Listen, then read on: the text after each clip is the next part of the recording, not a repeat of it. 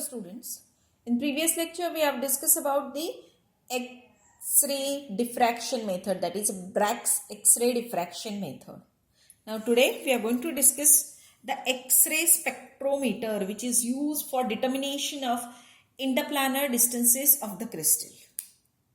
So for this again we are going to use the Bragg's equation. Bragg's equation is given as n lambda is equals to 2d sine theta, as you know this equation.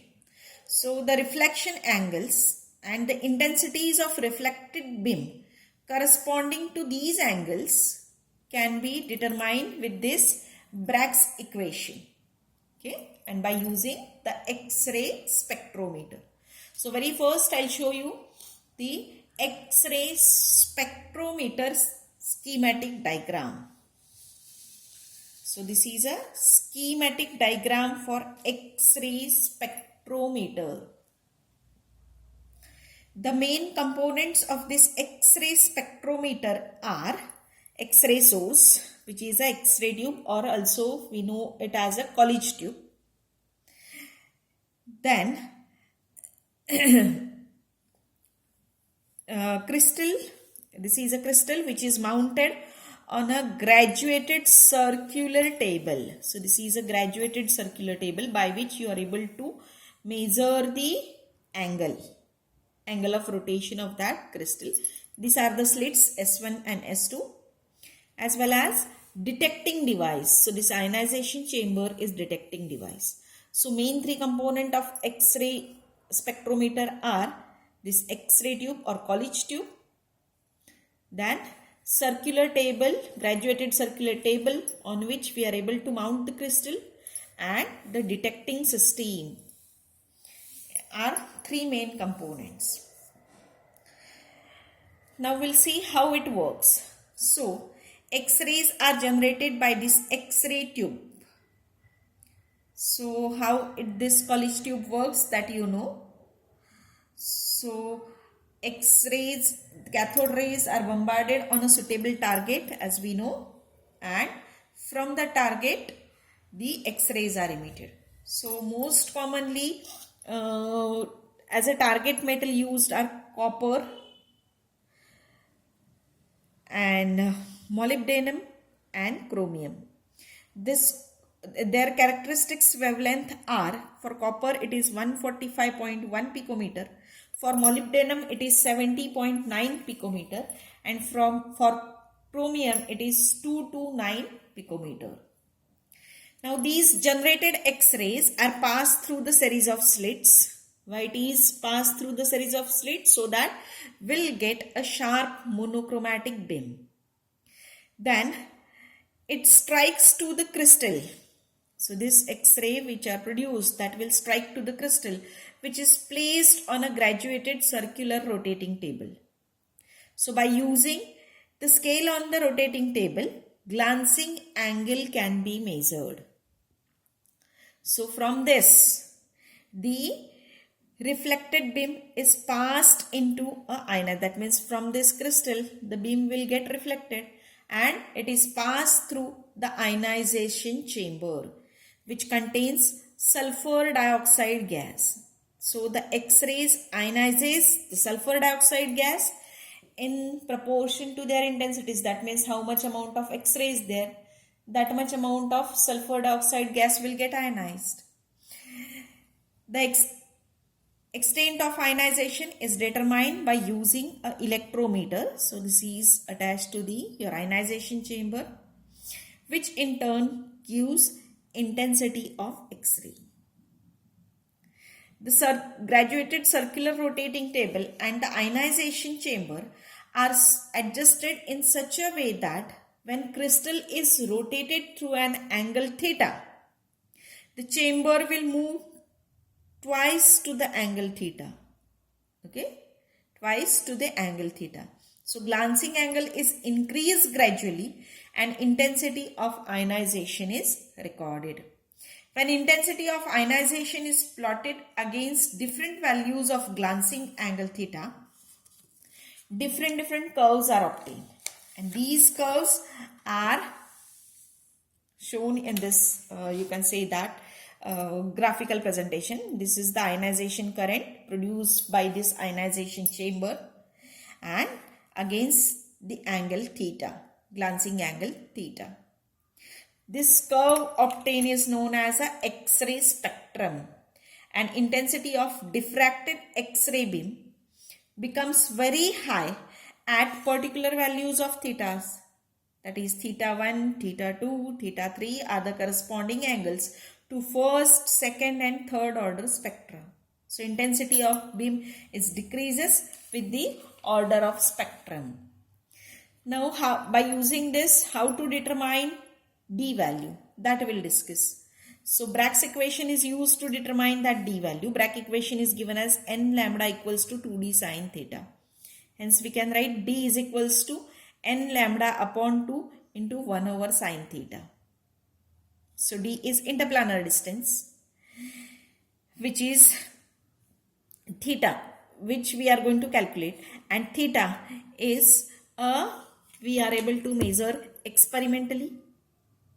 Okay, so theta corresponds to maximum intensity of diffracted X-ray beam, n lambda order of reflection that we'll get from the, you can say that, experiment, lambda wavelength of X-ray that we are going to generate. So we know this value experimentally. So by knowing all these values, we are able to find out this D value, that is a interplanar distance.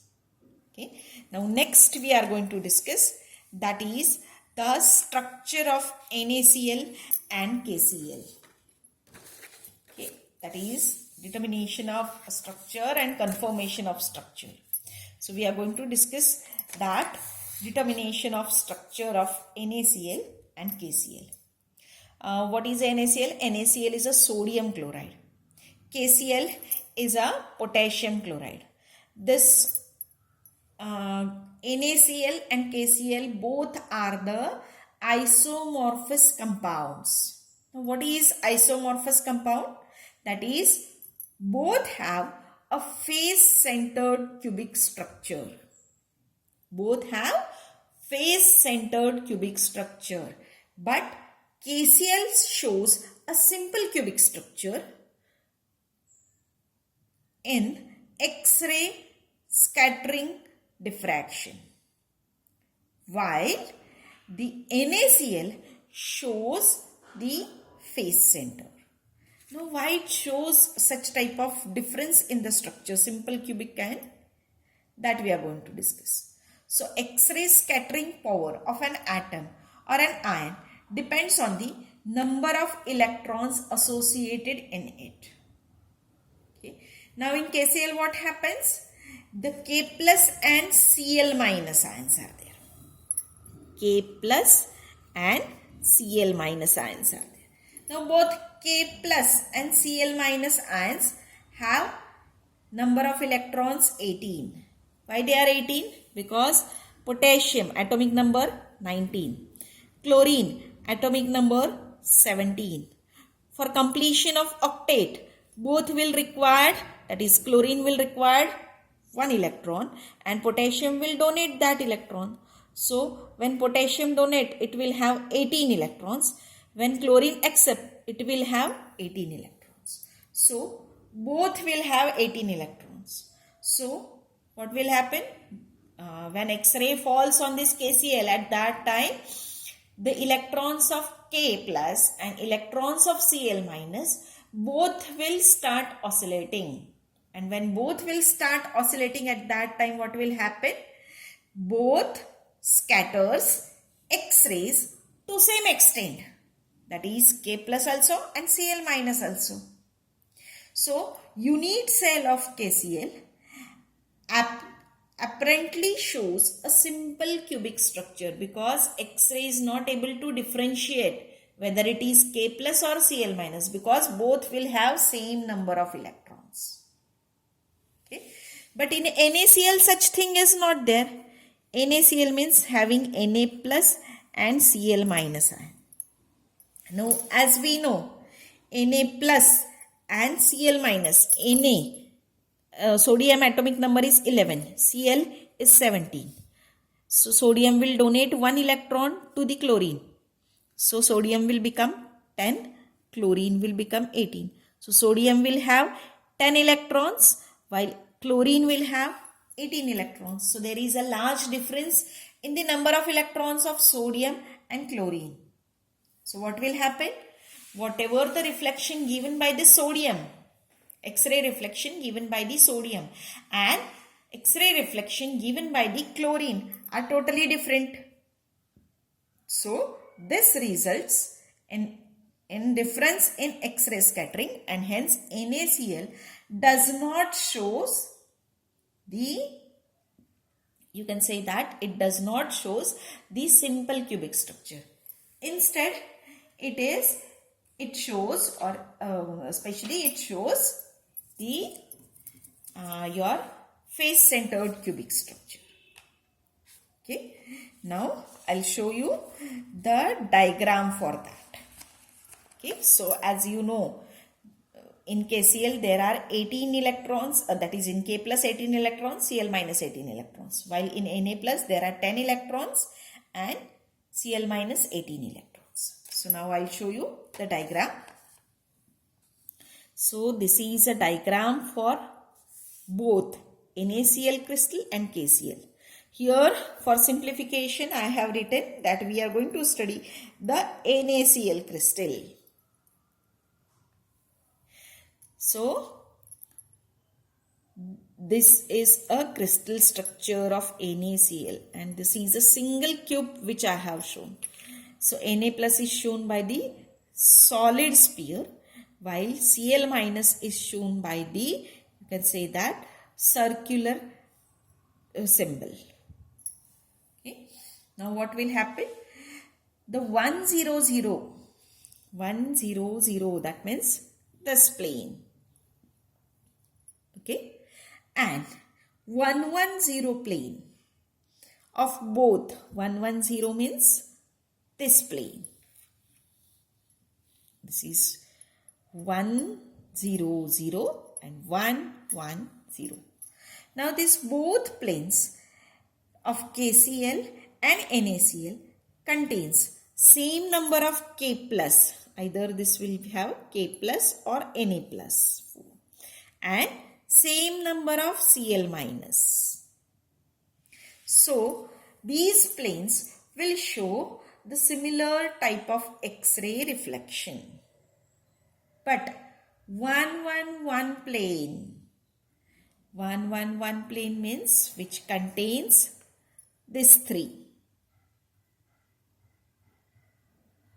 1, 2 and 3. Okay, which is, you can say that not exactly diagonal plane, but we can consider it as a which cuts to the all three axes.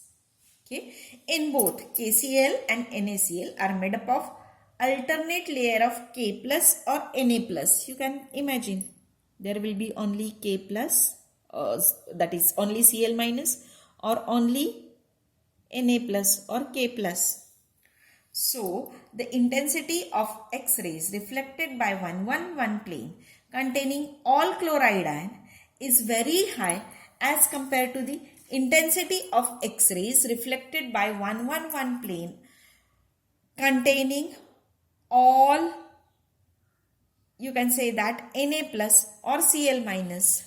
So what will happen? When you are going to consider only this plane having only Na, this plane.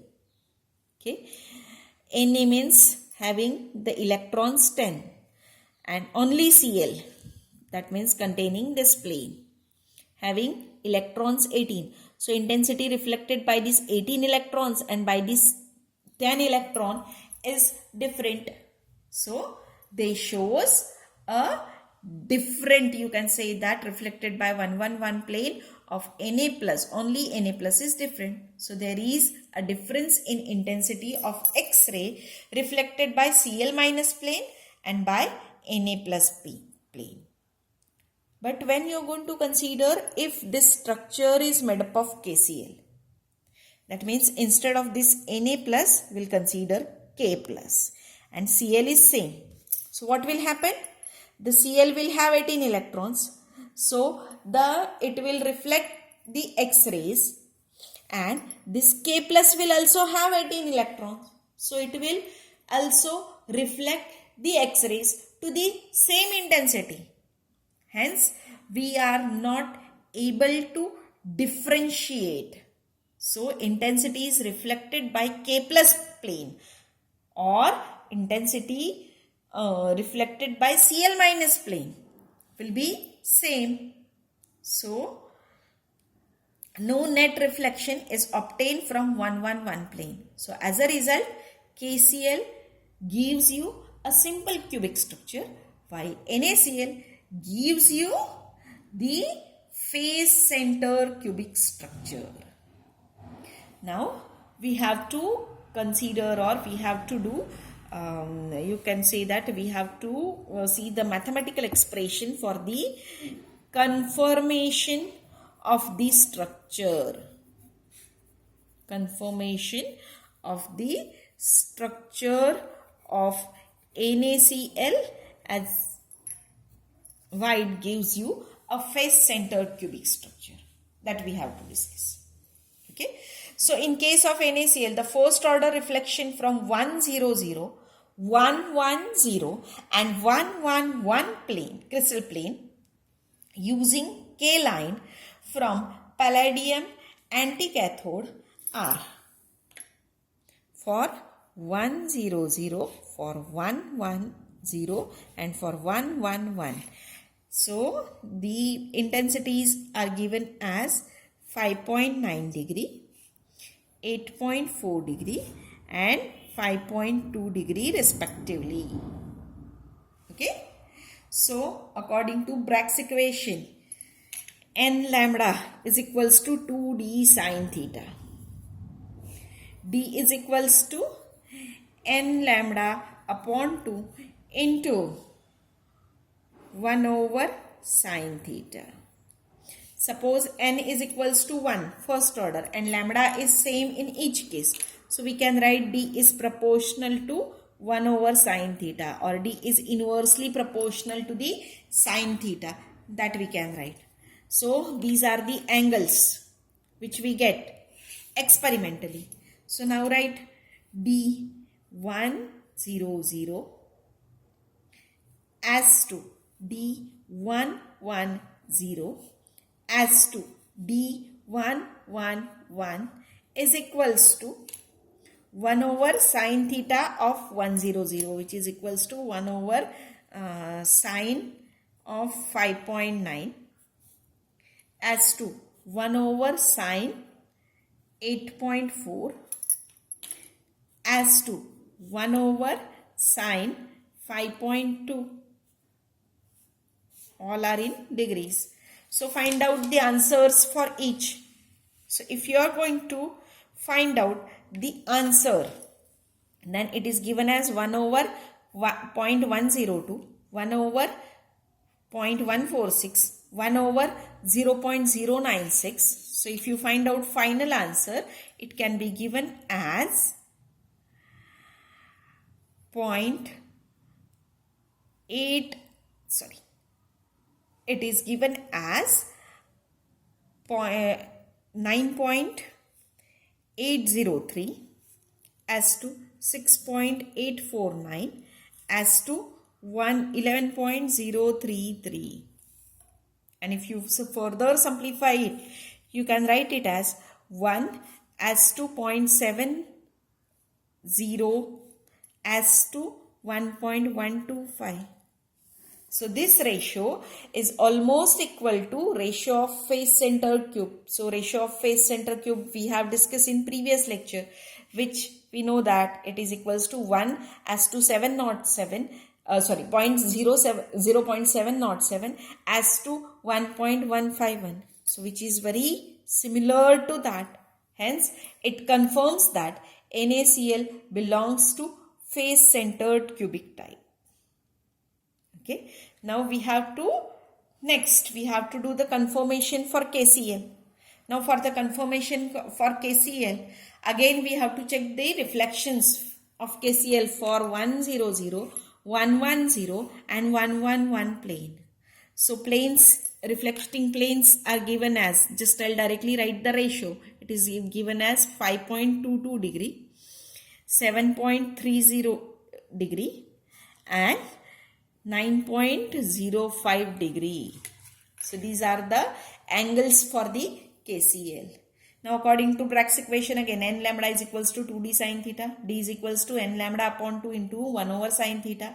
So these n is 1, lambda is constant, so this value will be constant, hence we can write d is proportional to 1 over sin theta. Then find out ratio same way for KCl. This is a ratio for NaCl. So put the values, instead of writing these values, put 5.22. Instead of 8.4, put 7.3.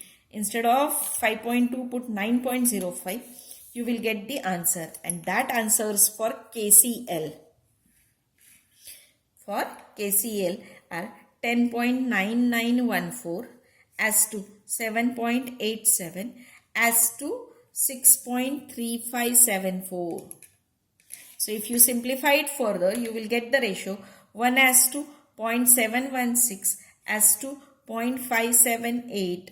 So this ratio is almost equal to the ratio of simple cube, which is given as 1 as to 0.707 as to 0.577. So it is close to simple cube.